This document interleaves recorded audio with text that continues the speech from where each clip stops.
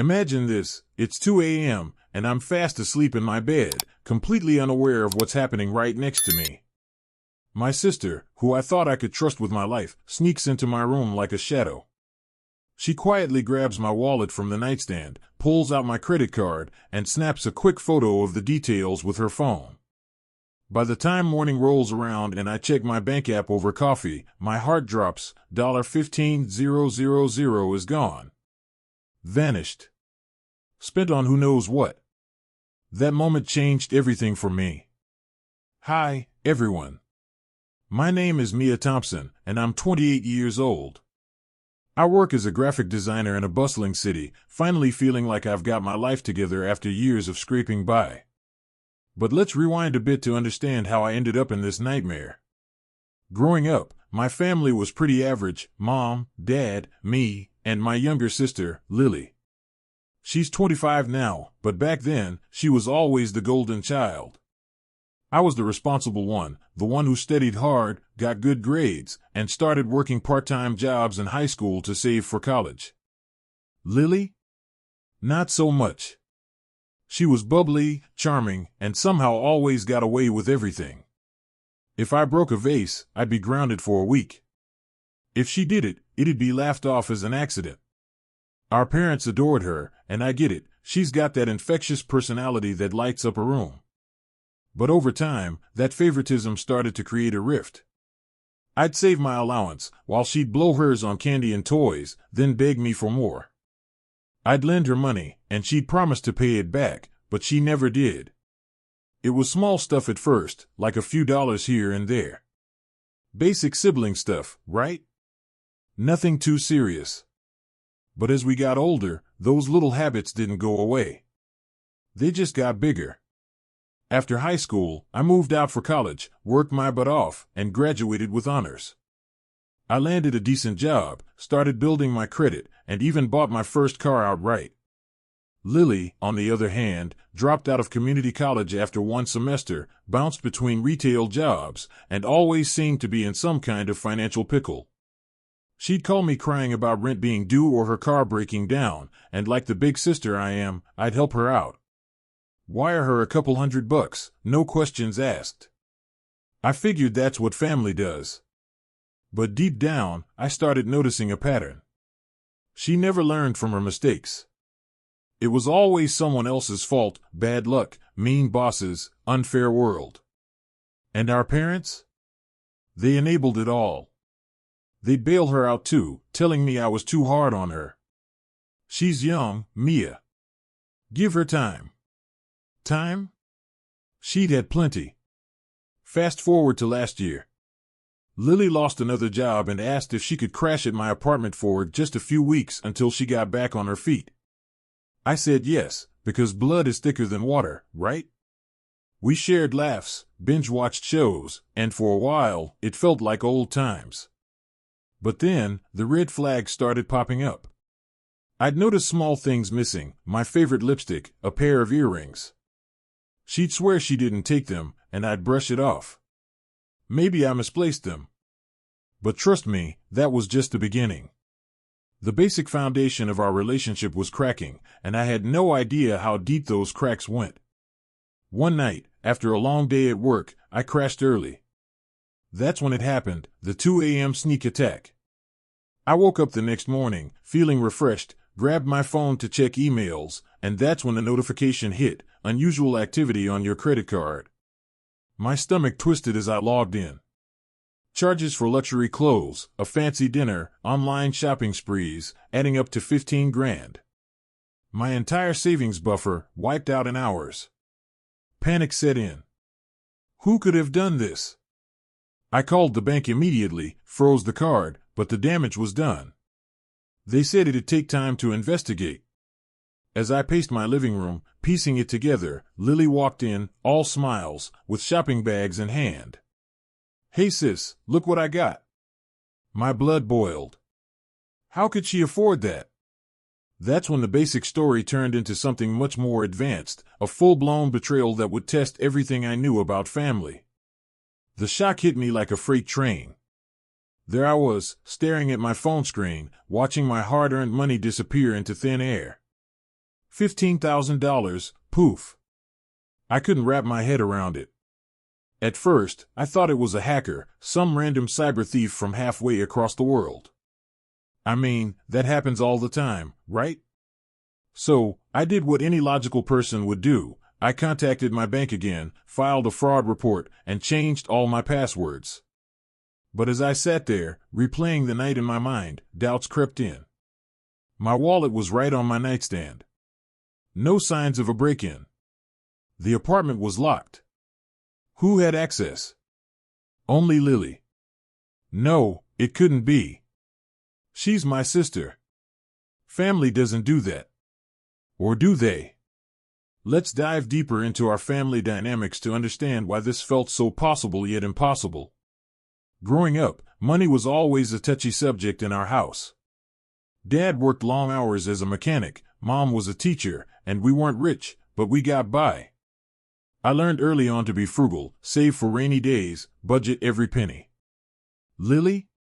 She saw money as something that just appeared when needed. Our parents spoiled her rotten. Birthdays? She'd get the latest gadgets while I'd get practical stuff like books or clothes. It wasn't jealousy on my part, it was just unfair. I'd complain, and Mom would say, "Mia, you're the older one. Set an example." So, I did. I set examples left and right, but Lily never followed. As teens, things escalated. I'd babysit neighbors' kids to earn extra cash, stash it away for college. Lily would borrow from my piggy bank without asking, buy snacks or makeup, and act like it was no big deal. "I'll pay you back, sis." Yeah, right. Those were the basic thefts, petty, childish. But they planted seeds of resentment. In my early 20s, after moving out, I thought distance would help. I'd visit home for holidays, and Lily would hit me up for loans. "Just $50 for gas, Mia. Please?" I'd send it via app, and she'd ghost me on repayment. Our parents knew but brushed it off. She's going through a phase. Phase? It was a lifestyle. When she moved in with me, I laid ground rules: get a job, contribute to bills, no funny business. She agreed, all wide-eyed and promising. For the first week, it was fine. She'd tidy up, cook dinner sometimes. But then, her old habits surfaced. I'd find receipts for takeout on my coffee table, stuff she couldn't afford on her unemployment checks. "How are you paying for this?" I'd ask. "Oh, a friend lent me money." Lies. Little white lies building up. That morning after the theft, with her shopping bags, I confronted her gently at first. "Lily, something weird happened. My card got charged big time last night. You hear anything?" She froze for a split second, then laughed it off. "What? No way. Must be a mistake." But her eyes darted away. That's when I knew. I checked my security camera app, the one I installed for the front door, but it caught glimpses inside. There she was, at 2:17 a.m., tiptoeing into my room, phone flashlight on, snapping pics of my card. My heart shattered. How could she? I didn't yell right away. Instead, I played it cool, said I was handling it with the bank. Inside, I was furious. This wasn't basic sibling rivalry anymore, this was advanced criminal behavior. Stealing identity, fraud, serious stuff. I started gathering evidence quietly. Printed bank statements, screenshots of transactions, $5,000 on plane tickets. Wait, to Vegas? Another $3,000 on jewelry, $7,000 on hotel bookings. She went all out. I even traced some charges to her favorite online stores. Why? Turns out, she had a secret boyfriend who'd convinced her to live a little. They planned a lavish getaway, but she had no money. So, she used mine. Pathetic. I called our parents that evening, voice shaking. Mom, Dad, Lily stole from me. Big time. They didn't believe it. Mia, you're overreacting. Lily wouldn't do that. Denial. Pure denial. That's when the story advanced from personal betrayal to family war. I had to prove it, step by step, or lose everything, not just money, but trust in those closest to me. Denial from my parents stung worse than the theft itself. Here I was, their responsible daughter, pouring out my heart, and they sided with Lily without even asking for proof. She's your sister, Mia. Family sticks together. Yeah, but what about sticking to the law? I hung up, more determined than ever. This wasn't just about the money anymore, it was about justice, about breaking the cycle of favoritism that had poisoned our family for years. Let's go back to those early signs I ignored, the basic warnings that hinted at deeper issues. As kids, Lily would take my toys, play with them until they broke, then deny it. It wasn't me. Our parents believed her every time. I'd cry in my room, feeling invisible. In high school, it got worse. I'd save for prom dresses, she'd borrow my savings for her own outfits. You can wear something old, she'd say. I let it slide to keep peace. But now, at 28, I couldn't anymore. With evidence in hand, I confronted Lily that night. She was lounging on the couch, scrolling her phone. We need to talk. I showed her the camera footage. Her face went pale. Mia, I can explain. Explain? She burst into tears, admitting everything. I was desperate.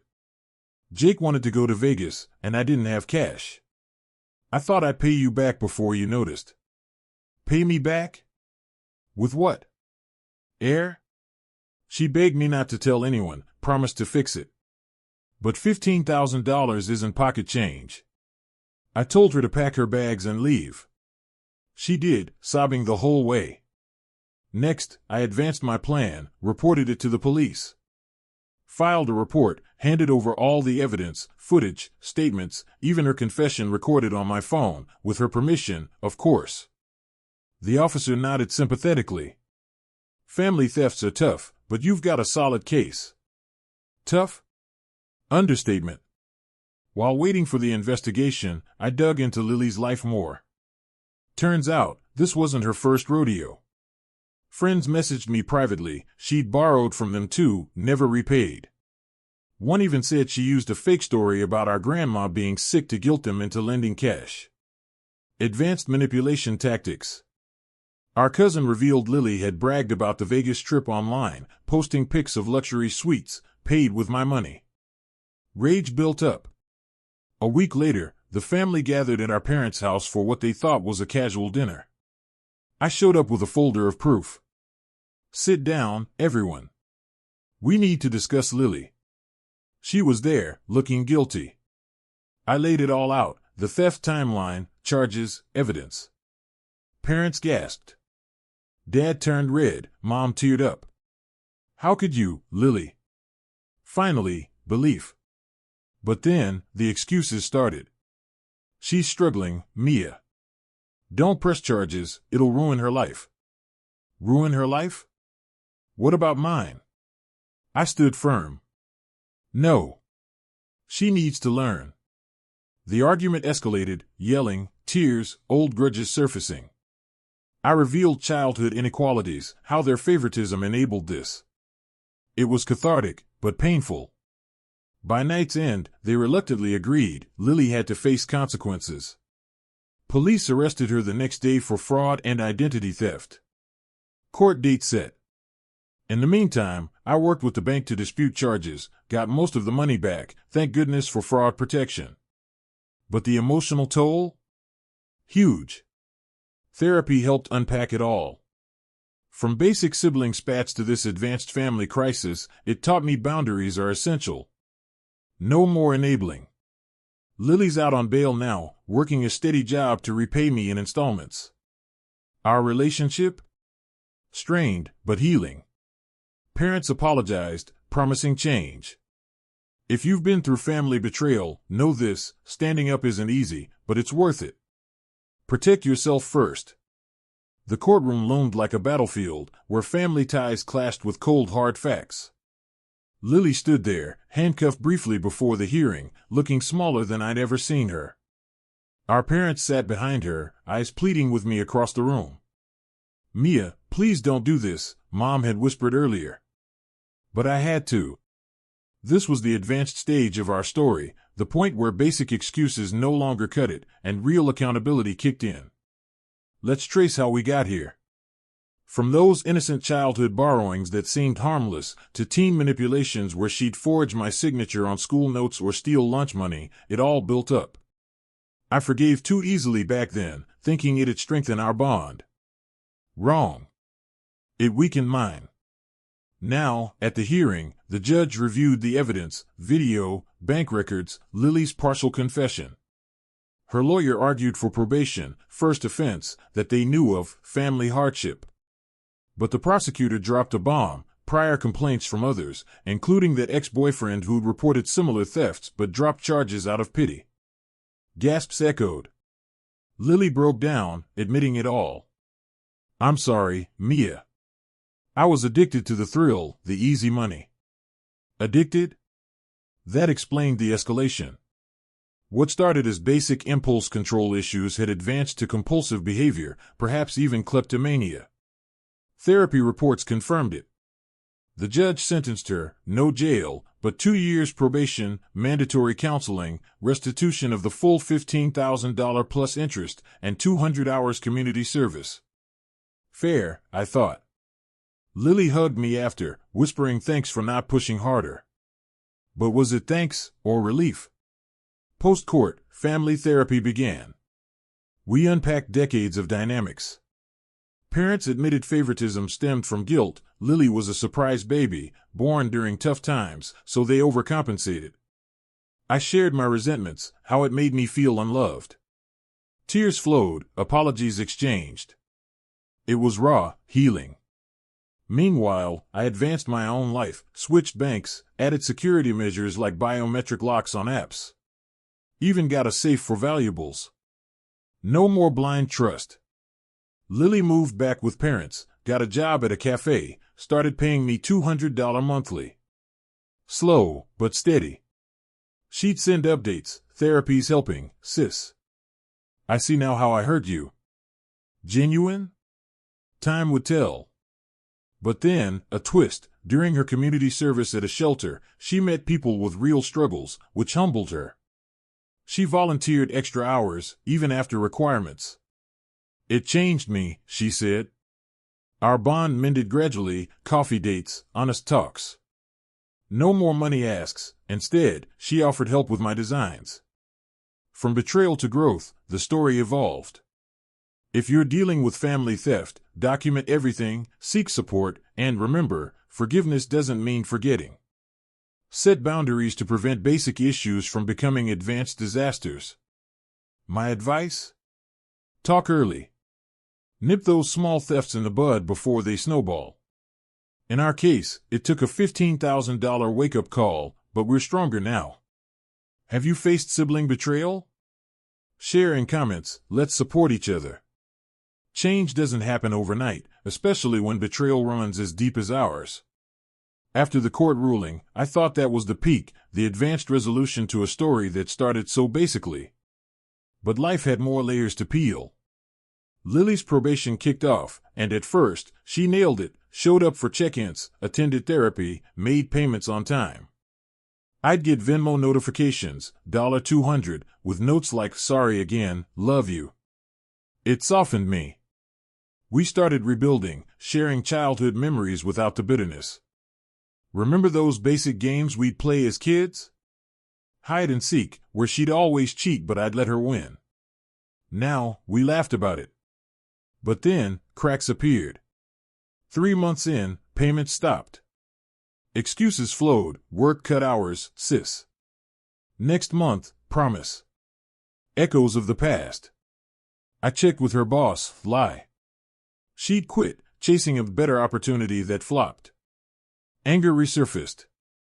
Was this advanced manipulation, or genuine setback? I confronted her at parents' house. "Lily, this can't happen." She admitted slipping, tempted by old friends offering quick cash schemes. "I almost did it again," she confessed, tears streaming. "Almost stole from someone else." Shocking. We amped up therapy, joint sessions now. There, the therapist dug deep. Lily's issues stemmed from low self-esteem, fueled by comparisons to me. Mia's the smart one, she'd internalized. Basic sibling rivalry amplified into destructive patterns. I shared my side, feeling like the family ATM, resentful but guilty for succeeding. Breakthroughs happened. Parents joined, owning their role. We pitted you against each other unintentionally. Apologies mended wounds.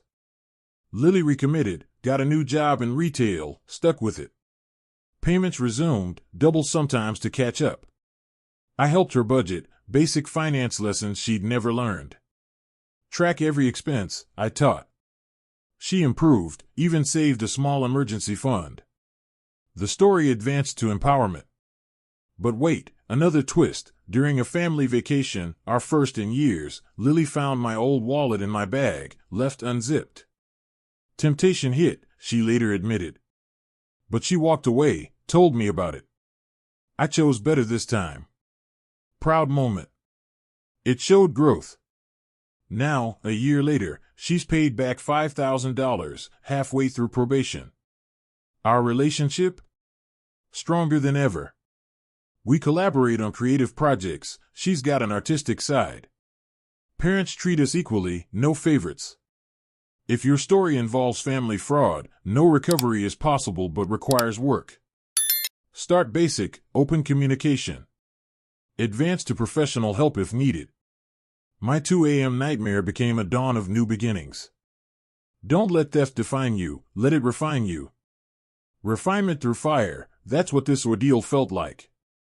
As Lily chipped away at her debt, I focused on my own growth, turning a basic victim mindset into an advanced empowered one. I enrolled in financial literacy courses, not just for me, but to teach others. Started a blog, Surviving Sibling Theft, my $15,000 lesson. It blew up, thousands of views, comments from people in similar boats. My brother did the same, they'd share. Community formed. But let's not gloss over the hurdles. 6 months post-court, Lily hit rock bottom. Probation violation, missed a therapy session for a party. Judge warned her, next slip, jail. Panic set in. She called me sobbing. Mia, help. For the first time, I saw real fear. We strategized, stricter schedule, accountability buddy, me. It worked. She aced the rest. Meanwhile, I uncovered more about her past thefts. An old friend confessed Lily had swiped $500 from her purse years ago. I forgave her, but it hurt. Pattern confirmed. Confronted gently, Lily owned it, made amends, repaid with interest. Advanced restitution. Family dinners evolved too. No more tiptoeing, honest talks about money, feelings. Dad shared his own youthful mistakes, humanizing him. Mom encouraged Lily's hobbies, building confidence. Twists kept coming. Bank audit revealed some charges weren't Lily's, actual fraud mixed in. Got extra refunds. But the core was her doing. Now, fully paid back, Lily's thriving, promoted at work, dating responsibly. We joke about the incident now. Remember when I was a midnight thief? Laughter heals. Lesson, from basic trust breaks to advanced redemption, forgiveness is a choice. Choose wisely. New chapters bring unexpected plot twists, and ours was no exception. With the debt cleared, I thought closure arrived. But advanced stories have sequels. Lily announced she was moving out, independent for the first time. Proud, but wary. You got this, I said. She did, renting a small place, budgeting like a pro. But then, a call from police, similar theft reported, suspect matching her description. Heart sank. Was it relapse? Investigated, false alarm, coincidence. Relief, but it shook trust. We talked, temptation still there? She nodded. But I fight them. Therapy continued. I advanced my advocacy, YouTube channel now, sharing stories like mine. Subscribers grew. One video on signs of family theft went viral. Comments poured in, basic warnings to advanced strategies. Helped many. Family? Closer. Holidays genuine, no undercurrents. Lily even gifted me a secure wallet for Christmas. Symbolic. Reflection, that 2 a.m. grab taught resilience. From loss to gain. Gains from loss sound cliché, but true. Post everything, I traveled, used refunded money for a solo trip. Empowering. Lily joined later trips, bonding anew. Advanced phase, mentorship. She started her own side hustle, art sales. I advised on finances. Success bred confidence. But shadows lingered. A family secret emerged. Dad had gambling issues young, hid it. Explained enabling. Forgave, moved on. Story-inspired book deal, stolen trust, a sister's betrayal. Bestseller potential. Readers relate. Enduring lesson, basic acts can lead to advanced transformations. Embrace the journey. Transformations deepen with time. 2 years on, Lily's engaged, stable job, no slips. Wedding planning together, healthy dynamic. I met someone too, shared my story early. Trust built carefully. Advanced wisdom, vet relationships. Community service evolved her empathy, she volunteers still. Parents retired happy, equal love shown. My channel? Monetized, helping fund charities for fraud victims. Ripple effect. If facing this, act swift, seek help, heal. Hook to hope. Hope defines the finale. Looking back, from 2 a.m. horror to morning revelations, $15,000 loss sparked rebirth. Family united, stronger. Lily's remorse genuine, growth evident. Me? Wiser, boundaries firm. Stories like ours remind, betrayal hurts, but recovery empowers. Share yours, let's connect. Thanks for listening. Stay vigilant, love fiercely, forgive wisely. Good night.